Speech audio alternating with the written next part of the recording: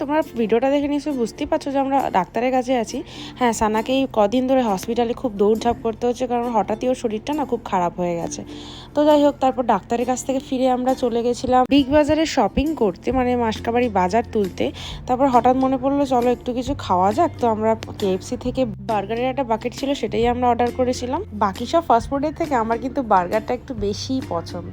তো এই যে আমার শাশুড়ি মা দেখো খেয়ে কত খুশি হয়েছে। আর হাইল্যান্ড পার্কে চলছিল কালকি সিনেমাটা, আমি অনেক দিন ধরেই ভাবছিলাম দেখবো, তো আজকেই দেখলাম। সত্যি কথা বলতে অমিতাভ বচ্চন যদি না থাকতো এই সিনেমাটা একদম ফ্লপ যেত। আমি প্রথম থেকেই সানাকে জোর করছিলাম যাবো বলে, ও বলছিল না ভালো হয়নি, যেতে হবে না। তাও আমি জোর করে গেছি, এখন ভাবছি টাকাটা ওয়েস্ট করলাম।